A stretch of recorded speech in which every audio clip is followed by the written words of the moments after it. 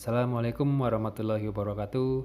Selamat pagi, selamat siang, selamat sore, selamat malam, kapanpun kalian menonton video ini.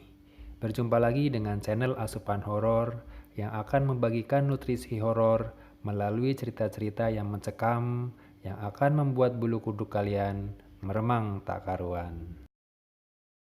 Di video kali ini aku akan menceritakan pengalaman dari Mas Tio yang waktu itu sedang merantau ke luar Jawa. Aku akan menceritakan dari sudut pandang Mas Tio. Mari kita langsung saja mulai ceritanya.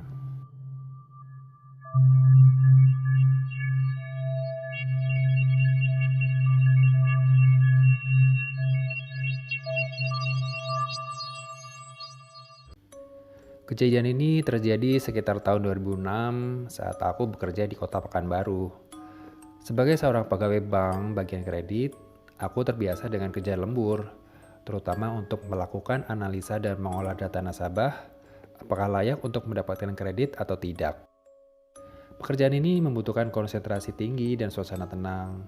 Sementara kalau siang, aku harus sibuk dengan kegiatan mengumpulkan data, survei, dan kunjungan ke nasabah, sampai menerima nasabah-nasabah baru yang ingin berkonsultasi tentang masalah kredit. Biasanya aku mulai mengerjakan pekerjaan analisa ini setelah maghrib, di saat teman-teman kantor sudah pada pulang atau siap-siap mau pulang. Aku justru mulai konsentrasi di depan komputer saat itu. Aku bukan termasuk orang yang sensitif, meskipun kata security, di kantorku yang merupakan bangunan tua ada penghuninya. Tapi alhamdulillah aku tidak pernah bertemu dengan hal-hal yang aneh di kantorku. Aku bukan orang yang pemberani juga sih sebenarnya. Ya pada intinya aku termasuk orang yang jarang sekali lah atau tidak pernah memikirkan hal-hal yang berbau mistis. Meskipun kalau melihat film horor atau mendengar cerita horor dari teman, kadang aku takut atau merinding juga. Hari itu seperti biasa aja. Aku mulai bersiap dengan setumpuk data dari beberapa nasabah. Dan ada beberapa surat ke kantor pusat yang harus aku susun karena besok mau diperiksa oleh atasan. Jujur, kalau sudah asik bekerja gini, aku bisa lupa segalanya. Maksudnya lupa masalah-masalah yang sedang aku hadapi, lupa kalau sedang jomblo, lupa kalau sedang jauh dari orang tua, lupa kalau sedang kangen keluarga, dan lain-lain. Pokoknya bisa lupa segalanya deh. Sampai termasuk kadang lupa makan juga. Saking sibuknya, tiba-tiba perutku terasa lapar waktu itu.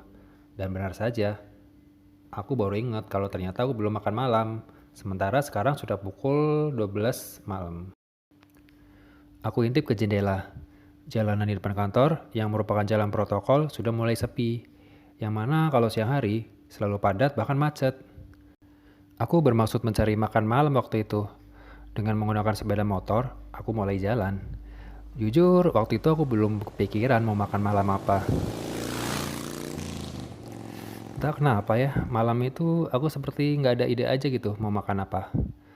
Sambil terus aku jalan, dengan pelan-pelan aku perhatikan di tepi jalan, siapa tahu ada tempat makan yang bisa menggugah selera makan malamku waktu itu. Sampai akhirnya aku melihat ada pedagang pecel lele Lamongan yang masih buka dan masih cukup ramai, sehingga aku penasaran ingin mencobanya. Singkat cerita, setelah aku makan, aku buru-buru ke kantor lagi untuk menyelesaikan pekerjaanku. Saat dalam perjalanan ke kantor sambil menikmati angin malam, tiba-tiba ada seekor kucing yang berlari menyeberang jalan. Dan sepertinya kucing itu terlindas oleh motorku. Aku sangat terkejut dan motorku pun sempat oleng, namun tidak sampai terjatuh. Aku sempat melihat dari spion, tidak ada kucing yang tergeletak di jalan itu. Jadi mungkin kucingnya tidak apa-apa. Bahkan aku sempat berhenti loh dan memastikan tidak ada kucing yang mati atau terluka di belakangku. Setelah sampai kantor, aku segera menyelesaikan pekerjaan yang menumpuk dan tidak terasa aku dapat menyelesaikannya pada pukul setengah 3 pagi. Saat itu aku agak galau sebenarnya. Apakah aku akan menginap di kantor dan tidur di atas sofa dekat meja kerjaku, atau aku akan pulang ke kosan saja. Tapi karena tiba-tiba aku ingat kejadian kucing tadi dan badan serta pikiranku merasa sangat lelah, Aku terbayang tempat tidur yang lebih nyaman di rumah daripada tidur di kantor. Belum lagi kalau tidur di kantor, besok pagi aku jadi buru-buru pikirku. Setelah pamitan ke security jaga, aku melajukan motorku dengan kecepatan tinggi. Berhubung jalanan sudah makin sepi, dan aku sudah terbayang kasurku yang sangat nyaman itu. Rute perjalanan pulangku kebetulan melewati tempat kejadian kucing tadi. Di situ aku memelankan laju motor dan tengok-tengok untuk melihat situasi. Karena tidak ada apa-apa, aku putuskan untuk melanjutkan perjalanan. Ketika aku hampir sampai di pertigaan, di mana aku harus belok ke kiri, yang ditandai dengan adanya pohon nangka, aku siap-siap belok ke kiri dengan menyalakan lampu sein ke kiri. Ya, jarak masih sekitar 20 meteran lah dari pohon nangka yang kujadikan tanda. Soalnya, pas awal-awal aku tinggal di kota itu, kalau mau pulang ke rumah, selalu kebablasan. Nah, saat aku baru menyalakan lampu sein, pandanganku tertuju pada seseorang sosok perempuan yang berdiri di bawah pohon nangka itu. Kulihat jalanan tampak sepi, dengan lampu temaram berwarna kuning yang menerangi jalanan. Perempuan itu berpakaian entah putih, entah abu-abu, atau biru muda. Aku kurang jelas. Yang jelas roknya selutut dan rambutnya keriting, ya semacam keriting papan gitulah. Dari jarak itu mukanya tidak terlalu jelas terlihat, tapi aku pikir masih normal lah seperti wanita pada umumnya. Memang waktu itu aku agak terkejut ya, tapi aku belum memutuskan apakah aku harus takut atau tidak gitu. Karena waktu itu yang terbersit di otakku itu bukan hantu. Justru aku lebih takut kalau itu adalah waria yang sedang mangkal dan akan nekat menggodaku. Saat aku persis sampai di pertigaan itu, entah mendapat dorongan dari mana ya, pandangan mataku bertemu dengan pandangan mata wanita itu. Ekspresinya datar aja, dan aku masih lebih takut kalau itu adalah orang yang akan menggangguku. Sampai saat motorku berbelok, kulihat wanita itu seolah berlari mengejarku. Sontak, aku langsung tancap gas untuk menghindari kejarannya. Saat tancap gas, aku sambil melirik ke kaca spion untuk memastikan apakah wanita itu masih mengejarku atau tidak. Tapi aku sungguh heran. Kulihat tidak ada siapa-siapa di belakang sana. Padahal jalanan itu lurus saja. Dan di kanan kiri jalan adalah dinding rumah dan pagar keliling yang cukup tinggi. Yang kalau dipikir-pikir secara logika, tidak akan ada bisa orang yang bersembunyi atau melompati dinding itu.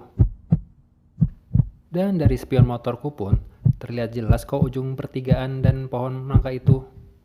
Aku bertanya-tanya, siapa wanita tadi dan kemana perginya? Di tengah kepanikan campur bingung dan campur rasa takut, aku langsung keput aja pulang ke rumah.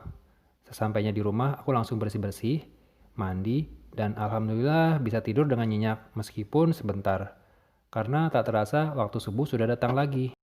Keesokan harinya, aku masih saja kepikiran tentang kejadian semalam.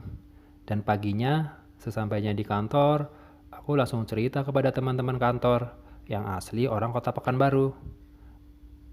Dan aku menanyakan, apakah ada urban legend yang ada hubungannya dengan kejadian semalam? Namun kata teman-teman kantorku, tidak ada rumor atau cerita tentang hantu di bawah pohon nangka di daerah situ. Ya, teman-temanku cuma menyarankan saja untuk tidak pulang terlalu pagi, demi mencegah terjadinya hal-hal yang tidak diinginkan. Sejak saat itu, aku memutuskan kalau lembur harus pulang ke rumah sebelum pukul 11 malam. Kalaupun terpaksanya harus sampai pagi, ya udah nginep aja di kantor. Jangan maksain diri untuk pulang ke rumah. Daripada harus ketemu hal-hal yang aneh lagi.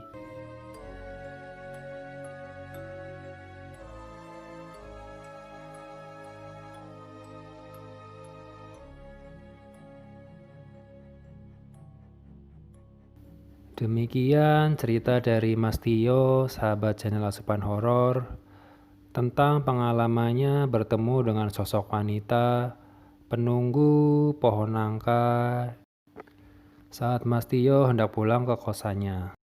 Kalau menurut sahabat channel Asupan Horor, apakah sosok wanita itu adalah hantu? Atau hanya sekedar orang iseng saja? Tuliskan pendapat sahabat channel Asupan Horor di kolom komentar. Bagi sahabat channel Asupan Horor yang memiliki pengalaman cerita mistisnya, bisa mengirimkan ke alamat email yang tertera di kolom deskripsi. Semoga cerita dari Mas Tio dan cerita-cerita berikutnya yang akan tayang di channel Asupan Horor ini dapat menghibur teman-teman semua. Di sini, rasa takut dapat menghiburku.